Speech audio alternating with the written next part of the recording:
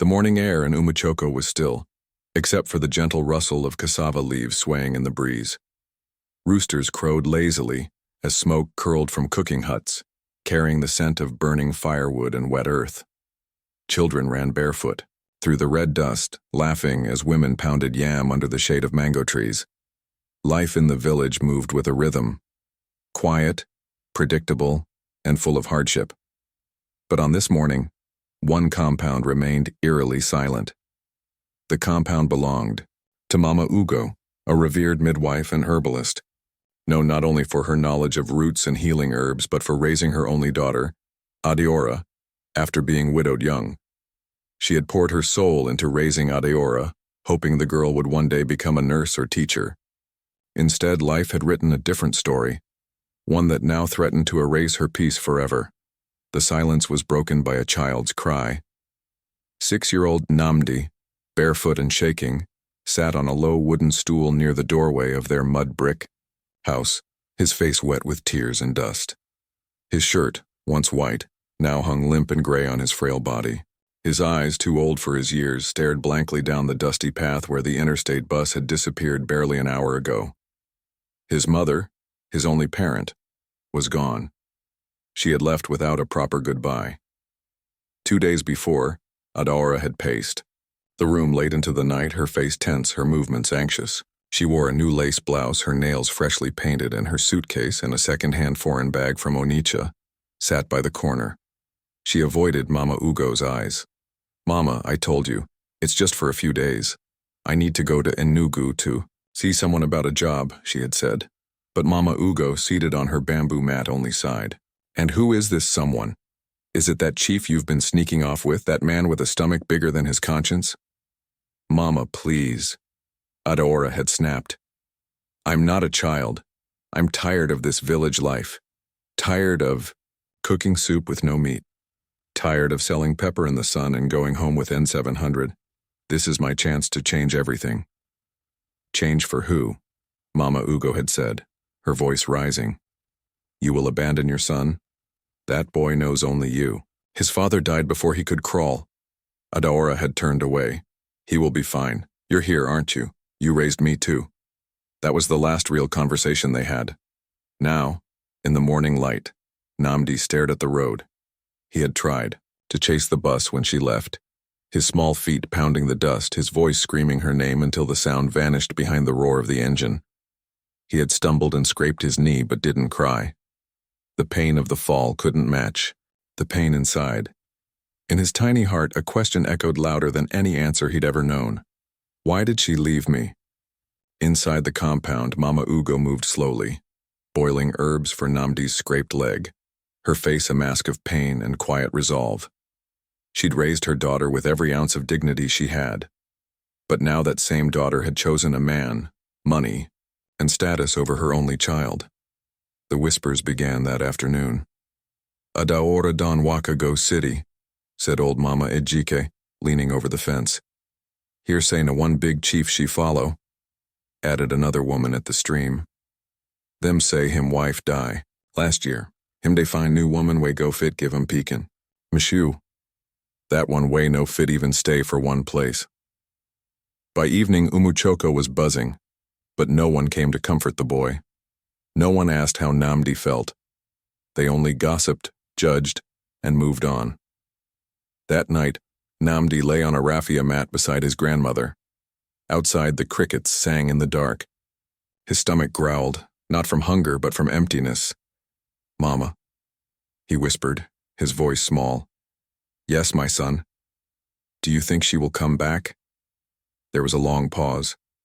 "I don't know," Mama Ugo answered truthfully, tears gathering in her eyes. And in that moment, a seed was planted in Nnamdi, not of hate, but of resolve. He would remember. He would grow. And one day he would demand answers, not just for himself, but for every child ever left behind. The months that followed Adaora's departure passed like slow-moving shadows, long, quiet, and heavy. For young Nnamdi, life did not simply continue, it hardened. Each morning began before the sun stretched across Umachoko. The cocks crowed, the trees rustled in the morning breeze, and Nnamdi would rise from his raffia mat in the corner of Mama Ugo's hut. He never needed waking. His sleep was light, troubled by dreams of buses, city streets, and his mother's disappearing silhouette.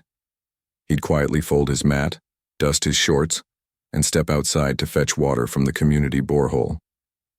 The pail was almost his size, and each trip was a test of strength.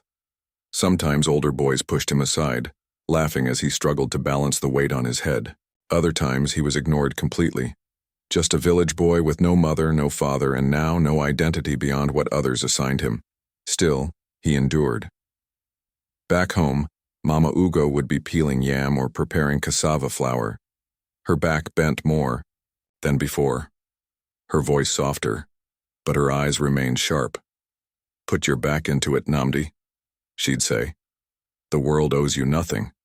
What you don't carry, you don't control." And so he carried everything. School was no escape. If anything, it was a battlefield. While most children came with clean uniforms and satchels filled with books and pencils, Nnamdi arrived with hand-me-downs, patched with mismatched cloth. His school sandals had cracked soles. His bag was an old fertilizer sack sewn into a makeshift carrier. But it wasn't his appearance that earned him ridicule. It was his mother's absence. Say him Mama Don follow Abuja man go mansion. Na city she day now. She, no even send him pencil. Chai poor boy. Him Mama Don reject him like used rag. The cruelest voice came from Obinna, son of the village tailor. "My papa say your mama get bell for that rich man already. Say you know they important again." Nnamdi clenched his fists under the wooden desk. His eyes burned, but he refused to let tears fall. He had learned one thing quickly. In a world that mocked weakness, silence was armor. Yet, even in silence, he shone. He was sharp with numbers, could recite full passages from their English reader, and solved puzzles faster than even some teachers. Mr. Okoye, the headmaster, began to take notice. He'd often hold Nnamdi after school, testing his understanding beyond the syllabus. "You're not like the others," he told him once. "You carry pain like a pen. Use it to write something worthwhile." Those words stuck. Back at home, Mama Ugo became both caregiver and guardian, teacher and protector. She sold dried herbs, chewed cola nuts in the market square, and offered free consultations to pregnant women who couldn't afford hospital visits. Every kobo she made went toward feeding and schooling Nnamdi. She often told stories by lantern, light, folk tales about clever tortoises, ancient warriors, and women who carried nations in their wombs. But sometimes, her stories were real.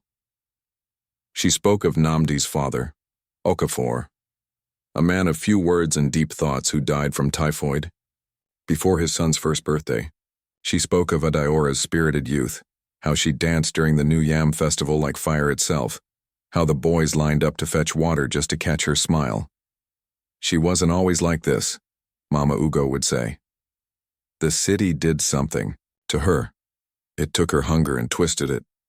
One night Nnamdi looked at her and asked, "Mama, do you hate her?" She blinked slowly as if the question stabbed deeper than expected. "No, my son. Hate is a bitter leaf. It poisons the one who chews it. But I pity her. One day she'll learn that gold bought with betrayal doesn't glitter forever." 3 years later, word spread that Adaora had married Chief Eziobi, a wealthy business mogul and oil contractor who lived in Abuja. Pictures surfaced in someone's old magazine. Adaora in a gold-trimmed wrapper, standing next to the chief, who wore a white agbada and dark sunglasses. There were cars, cakes, champagne. "She's madam now," the village gossips chirped. "She done hit jackpot." But for Nnamdi, every new detail was a stone on his chest. She hadn't called, hadn't written, hadn't sent a pair of socks. Just silence. Even when Mama Ugo wrote a letter through a neighbor going to the city, there was no reply. Nnamdi began to question everything. Did she love him? Did she even think of him? Was he truly nothing to her? One afternoon, as he was returning from the stream, he passed by the village square and saw Obinna showing a group of children a torn newspaper clipping. It showed Adaora, stepping out of a Range Rover, waving to cameras. "Now your mama be this." "Abi?" Obinna teased. Oga Pikin no fit even wear shoe. This time Nnamdi didn't walk away. He stepped forward, grabbed the newspaper and tore it in half. I don't need her, he said quietly. I'll build my own name. Obinna laughed. You? You no even get bicycle? Nnamdi didn't reply. But inside him a promise took, root like a yam seed planted in the wet season. At the age of 12, Nnamdi sat for the state common entrance exam and scored the highest in the entire LGA. Mr. Okoye marched to their home with the result sheet in hand, practically shouting with pride, "This boy is not just brilliant, he's exceptional. He deserves better than this." A month later, a visiting NGO from Enugu came to the village, looking for bright children in rural areas to sponsor for advanced secondary education. Mr. Okoye personally recommended Nnamdi. The representatives interviewed him under the mango tree at the school's backyard. "Why should we choose you?" one of them asked. Nnamdi stared them in the eyes. "Because I want to become someone who builds light, so that children like me don't grow up in the dark." They were stunned. He was selected. And so, with just a small travel bag, a bottle of groundnut paste, and a mother's silence behind him, Nnamdi left Umuchoko. He didn't look back. But his heart, wounded and weathered, carried with it a fire that no city, no hardship, and no silence could extinguish. Years rolled by like distant thunder, loud, threatening, but never quite striking. By the time Nnamdi turned 16, he was no longer the barefoot village boy hauling pails of water down red dust paths. He had become something else, something rising. He was taller now, with shoulders that had begun to fill out. His cheekbones sharpened, his eyes carried a quiet intensity, and his voice had deepened with the weight of purpose. But more than anything, he had become a name in educational circles. The Umuchoko genius, they called him in Enugu. Teachers whispered about him. Headmasters invited him to speak to their final year classes. Newspapers in the Southeast ran a brief article titled, "From Forgotten to Phenomenal, A Village Boy's Academic Journey." It was the first time Nnamdi ever saw his name printed in ink, and yet, in the shadows of all that success, he kept a wound no praise could soothe. His mother had not come, not once. It was during his final year at the Federal Science College in Enugu, just 2 weeks before his WAEC examinations, when the unexpected arrived. A letter, not an email, not a WhatsApp message. A brown envelope creased at the corners, addressed to Nnamdi Okafor, care of his school principal. On the back in swirling blue ink were the words, "From Mrs. Adaora Eziobi." His hands trembled as he took it. He opened it slowly, the envelope giving way like dry bark. Inside was a single sheet. Short, elegant handwriting, perfumed. "My son, I know this letter will not erase my absence, nor the years you've spent wondering why I left. I ask for no forgiveness. Now only a chance, if life will permit, to explain. Your grandmother sent me your exam results. I cried when I saw them, not out of pride alone, but out of shame. I do not deserve to be proud of you, and yet I am. I am hosting a fundraiser gala in Abuja next month for underprivileged children. It's a cause that speaks to the guilt I carry. I would be honored if you would attend as a guest of honor. Yours always, Adaora Eziobi, your mother." Nnamdi read the letter 3 times. Then he folded it, placed it under his pillow, and didn't speak of it to anyone for 2 days. His heart raged with questions. Why now? After all these years? What does she want? Am I just a trophy to parade around Abuja's elite? Or is this truly a hand reaching out? Finally, he thought of Mama Ugo, who was now slowing with age, her knees weakened by arthritis. She had never spoken ill of Adaora, but the pain in her eyes each time her daughter's name came up was louder than words. Nnamdi wanted to throw the letter away, but he couldn't. He couldn't because he still dreamed of her face, the way she used to tie his shoelaces with a kiss on his forehead before market. He still remembered her humming while cooking egusi soup. He remembered being loved before he was left, and a voice within him whispered, "Even if she doesn't deserve you, maybe You deserve closure. 3 weeks later, dressed in a crisp white shirt donated by one of his teachers and black trousers slightly too big, Nnamdi boarded a night bus to Abuja. The NGO that sponsored him had agreed to fund the trip as long as he promised to return in time for his exams. The journey was long and cold. He shared his seat with an old man who snored heavily and a nursing mother whose baby cried through the night. But Nnamdi barely noticed. His thoughts were louder. He imagined her mansion, the gates, the chandeliers. Would she hug him? Would she weep? Would she pretend nothing happened? He arrived in Maitama as the sun stretched across the glassy towers of the city. A driver was waiting with a placard that read Nnamdi Okafor. He was driven in a tinted Prado Jeep through roads he had only seen on TV. High-rises gleamed. Pedestrians wore suits. Hawkers sold bottled smoothies instead of akara. And then the car stopped in front of a mansion, white-stoned, 3 stories high, with a fountain in the front and men in uniforms at the gate. The driver stepped out. This is the madam's residence. The door was opened by a tall housekeeper, who led him through a grand hallway. Chandeliers dangled from the ceiling. Abstract paintings lined the walls. The scent of lavender and vanilla lingered in the air. Then, she appeared, Adaora, dressed in a gold lace boo-boo, her makeup flawless, her earrings like tiny chandeliers themselves. She looked exactly like he remembered, and yet like a stranger. There was a tremor in her hands. Her eyes glistened. "Nnamdi," she whispered, stepping forward. He didn't speak. I wasn't sure you'd come." Still, he said nothing. His jaw clenched, Adaora's voice cracked. "I'm sorry." Tears welled up in her eyes as she moved closer. "I thought I was doing the right thing. I didn't want to drag you into a new life I wasn't sure of. I thought your grandmother could raise you better than I could." Nnamdi finally spoke, his voice low. "You thought wrong." A silence fell between them. She reached for his hand, but he stepped back. "I'm not here to bond.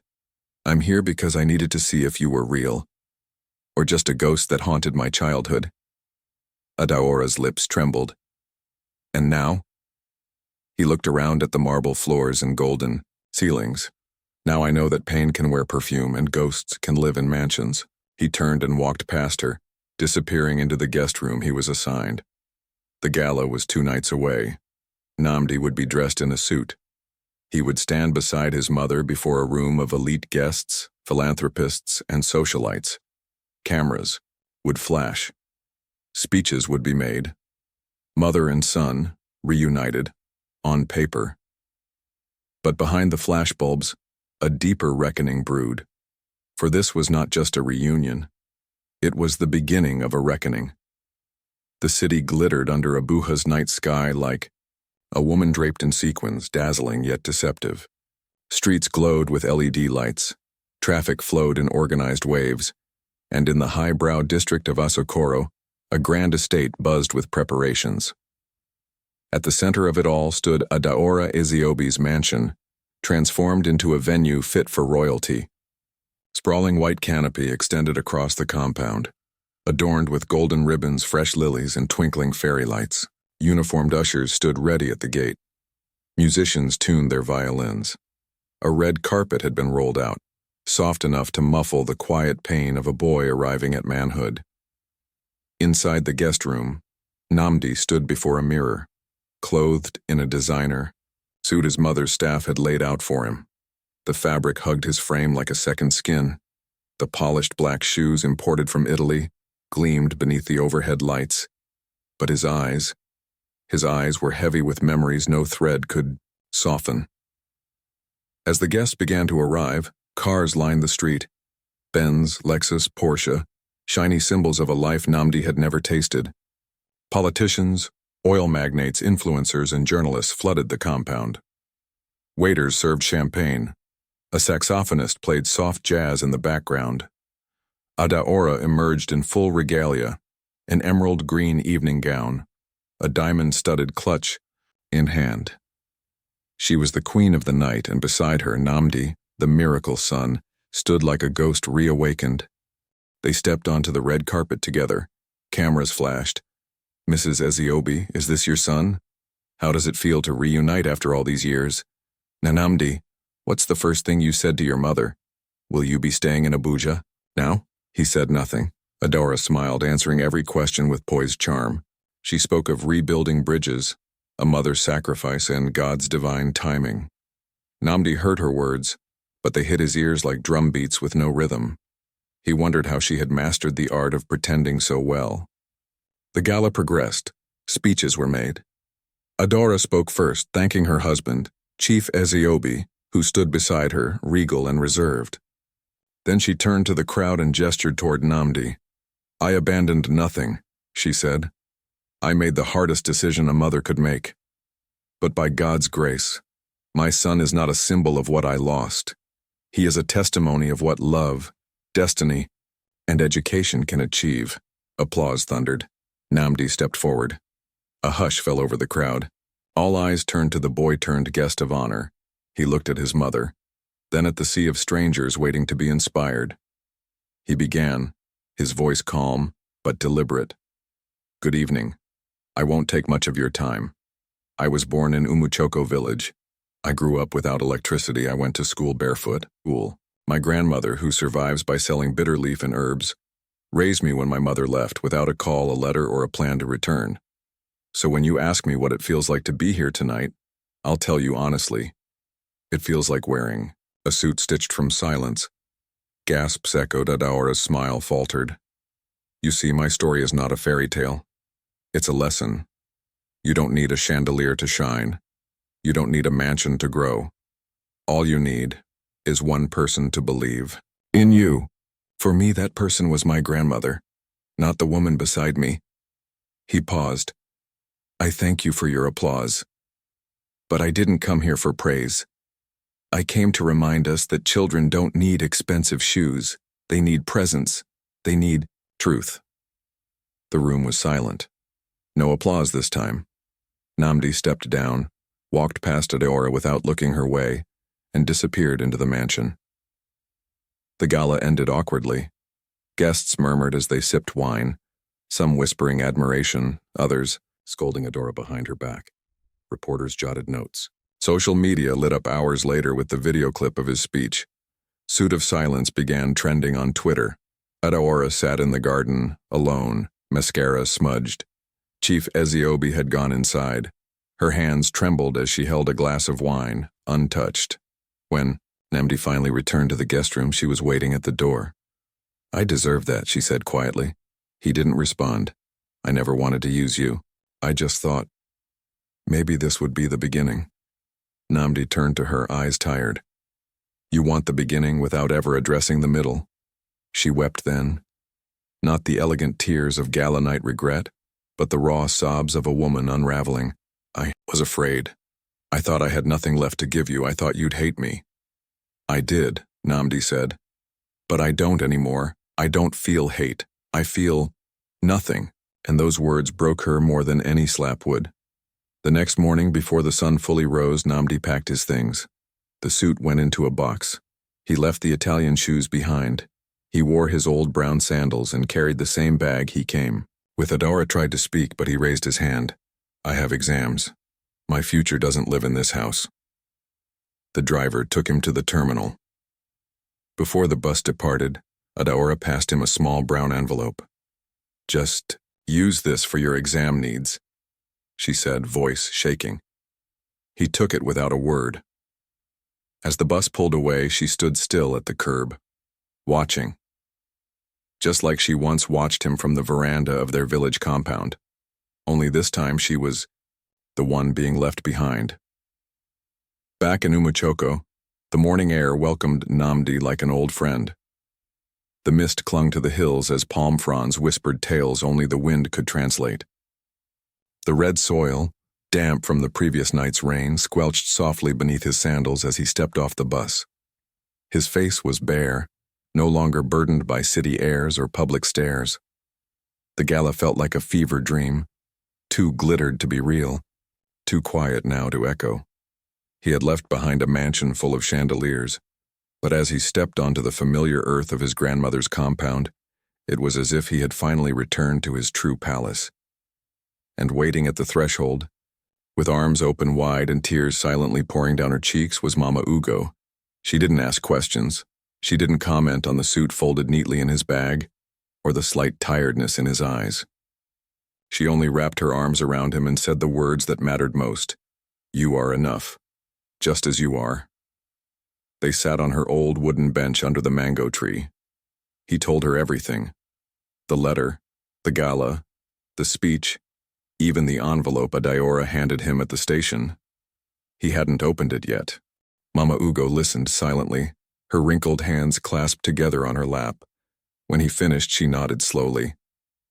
"Some wounds don't close with time," she said. "They close with truth. You have spoken yours. That is enough." Then she stood, walked inside, and returned moments later with a tin of groundnut and a flask of steaming ogbono soup. That night, Nnamdi ate like a king, not because the food was rich, but because the love was. The next 2 weeks passed like a sprint through fire. Nnamdi dove into his books with even greater intensity, driven not just by the need to succeed but by something deeper, the need to prove that his origin would never be his limitation. The villagers, inspired by his bravery and gala speech, which had circulated even to nearby towns via WhatsApp videos, rallied behind him. Mama Ugo couldn't walk through the market without someone calling out, "That's Nnamdi's grandmother, she raised a lion." The boy who shook Abuja.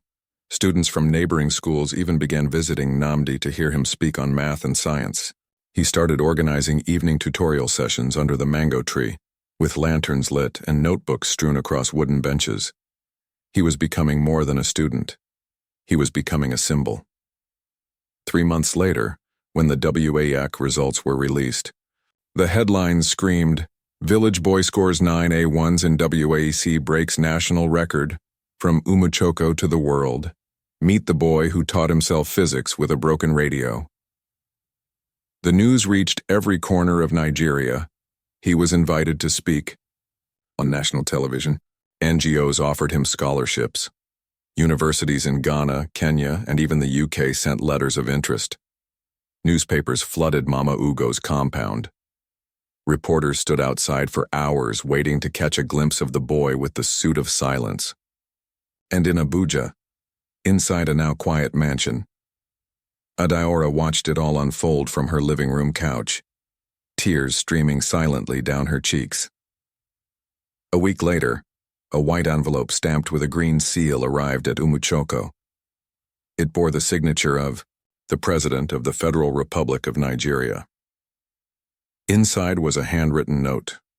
"Dear Master Nnamdi Okafor, your brilliance, humility, and resilience represent the future we dream of as a nation. Your story humbles us and reminds us of what is possible when community, discipline, and courage come together. I would like to personally invite you to Aso Rock Villa as a special guest. Nigeria needs more young men like you. With pride, President Chukwumanwodo." The entire village erupted in celebration.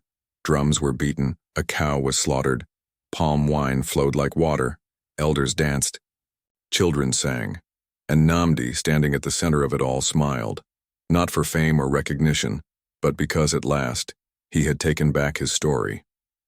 That same week, a representative from the University of Oxford reached out. A full-ride scholarship. Tuition, accommodation, books, and monthly stipend. All covered.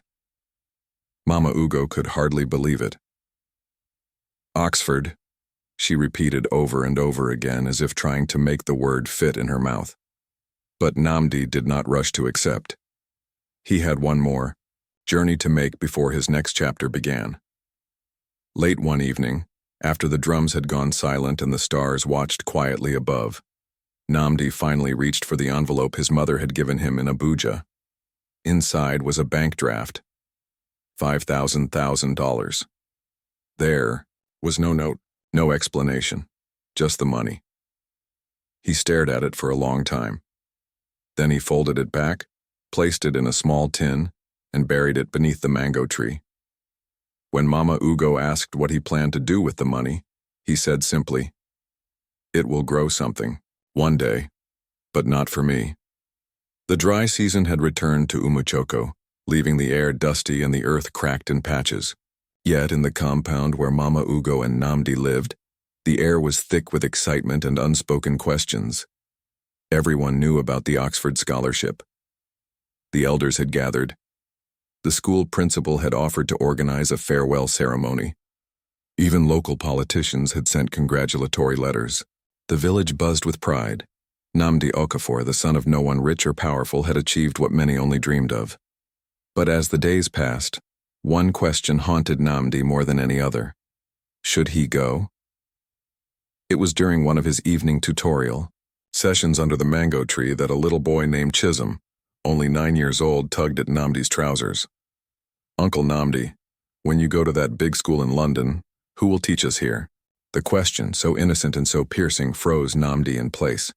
Around him, children scribbled in their exercise books, hunched over lanterns and chewing pencils. They were the younger version of him, hungry not for food but for knowledge. He didn't know how to answer. Later that night, he climbed the hill that overlooked Umuchoko and sat alone beneath the stars. In the silence, he thought of everything. His abandonment, his return, the gala, the fame, and now the decision. If I leave, he whispered to the wind, who will stay?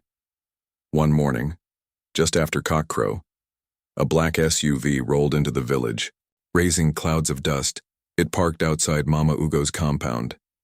And from it stepped Adaora, wearing a modest Ankara gown, her face stripped of makeup, and her hands visibly shaking. Villagers gathered instantly. What's she doing here? Is that not the woman who left him years ago? Ha! After he now blow, she come back. But Adaora didn't react. She walked straight into the compound and knelt at Mama Ugo's feet. Mama, Biko, I am not here to cause confusion. I just want to talk to my son. Mama Ugo, though visibly tense, nodded slowly and stepped aside. Inside the small living room, Adaora sat before Nnamdi, her eyes red with exhaustion. She pulled out a photo, an old one, creased and faded.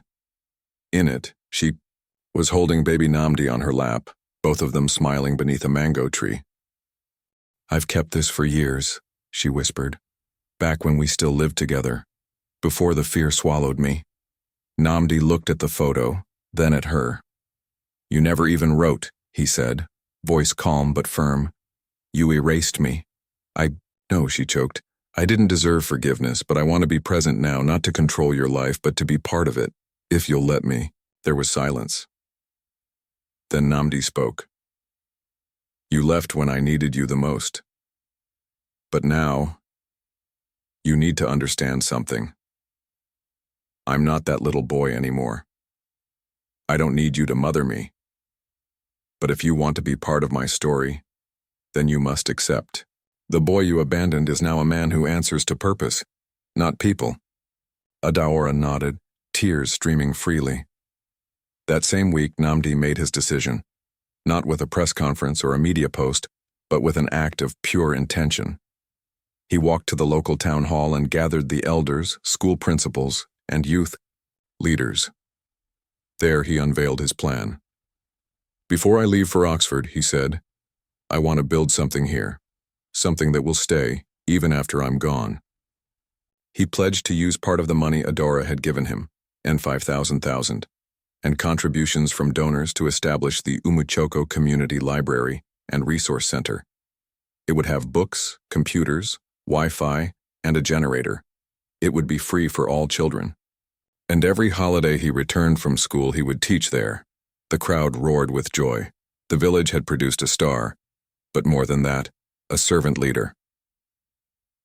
On the morning of his departure, the whole village gathered once more. Drummers beat their instruments with pride. A long convoy of motorcycles escorted Nnamdi to the Owerri airport. Mama Ugo held his hand tightly, refusing to let go until the final announcement was made. My son, she whispered, go and fly, but remember, the sky is not the limit. It is your beginning. Adaora stood a few feet away, watching with emotion too fragile to name. Before boarding, Nnamdi turned to both women. One had raised him with sweat and sacrifice. The other had birthed him and now returned with quiet repentance. He embraced Mama Ugo tightly. Then, for the first time in many years, he hugged Adaora too. Not out of obligation, but out of choice. "Let's begin," he whispered into her ear. As the plane soared into the sky, leaving the red roofs of Umachoko below and the sun rising above the clouds, Nnamdi stared out of the window, quiet, steady, and smiling. His journey had started in rejection, but now it moved forward in purpose. He was not just a boy abandoned, he was now a son the world would know. 4 years passed. Seasons changed. Leaders came and went. The world shifted through pandemics, protests, and global reckonings. But in the heart of Oxford, in a modest room lit by afternoon sunlight, Nnamdi Okafor was writing the last sentence of his final thesis. The title? Rooted Futures: Education, Dignity, and the Redemption of Forgotten Villages in Africa. It was a culmination of his journey, from dusty classrooms and mango trees to lectures in Gothic halls. He had earned his first-class degree, published 3 journal articles, and spoken at international conferences. Yet every achievement only deepened one yearning: to return home. Not just to visit, but to build, lead, and give. The plane touched down at Enugu Airport on a humid Thursday. A new banner hung across the tarmac. "Welcome home, Dr. Nnamdi Okafor, our pride." He was no longer the boy in hand-me-downs. He had grown taller, his shoulders broader, his voice firmer. But his heart, still as tethered to Umuchoko as the roots of the old mango tree. This time he didn't arrive alone. Behind him trailed international journalists, NGO leaders, and an African-American investor who had partnered with him to launch a massive rural education project. Cameras flashed, reporters shouted, but when Nnamdi spotted Mama Ugo, waiting in her wrapper and head tie, barefoot and smiling, everything else blurred. He dropped his bag and ran to her. "Mama, I'm home." In the months that followed, Nnamdi launched the Umuchoko Institute for Rural Innovation, UIRI, a solar-powered campus that included a library 10 times the size of the old community center computer labs with satellite internet, a girls' scholarship, hostel and training programs in agriculture, tech, and creative arts. He also created the Mama Ugo Fellowship, which would sponsor 10 rural children each year to study abroad and return to serve their communities. When asked why he returned instead of remaining abroad, he answered simply, "Because what use is my rising if it does not lift the people who first taught me how to stand?" One evening, as twilight settled over the campus, Adaora sat quietly under the mango tree with Mama Ugo. They watched Nnamdi from afar, surrounded by children asking questions, laughing, dreaming. "I don't deserve this," Adaora whispered. Mama Ugo looked at her, then placed a hand over hers. "You may not deserve what he gives now, but you do deserve the chance to start again." Adaora blinked away tears. "Can I ever be called his mother again?" "You are his mother, but now you must become his witness too. Witness what your son is building and build beside him." Adaora nodded. For the first time, she began volunteering at the center, teaching business skills to young women, mentoring teen mothers. She never asked for credit. She simply served, quietly making peace with the years she lost. On the 10th anniversary of Nnamdi's famous gala speech, the community gathered under the same mango tree, now the centerpiece of the campus, dressed in a modern agbada embroidered. With traditional Nsibidi symbols, Nnamdi stepped to the stage, carrying with him a wooden staff carved from the original tree bark. He raised it and said, 10 years ago, I was the boy no one wanted, the one left behind. But today, I stand before you not as a miracle, but as proof that when a village raises a child, that child can return to raise the village." The crowd erupted in applause. Mama Ugo stood proudly in the front row. Adaora cried silently beside her. And Chisholm, the boy who once asked who would teach them, stood now as a scholarship recipient, bound for Kenya on an engineering exchange. Years later, stories would be told of Nnamdi in classrooms across Nigeria and abroad, but in Umuchoko, his legacy lived not in books but in people. in the girl who built a robot from scrap wire, in the boy who coded his first app on a second-hand laptop, in the widow who started her own poultry farm after a skills workshop, and on the campus wall carved into stone for all to see were the words, "Abandoned but not defeated, rejected but not erased." He rose, and we rose with him. One quiet morning, Nnamdi sat with Mama Ugo on the same wooden bench where they'd once shared ogbono soup and stories of survival. She was older now, slower, but still sharp as ever. "Are you proud, Mama?" She chuckled. "No, my son. I am grateful." He leaned his head on her shoulder. "I used to think you saved me." "I didn't," she said softly. "You saved yourself. I only gave you a place to start." And there, under the mango tree, as the breeze rustled the leaves and children's laughter rang in the distance, Nnamdi Okafor smiled, not as a boy left behind, but as a man who had come full circle and built a world where no child would ever be abandoned again.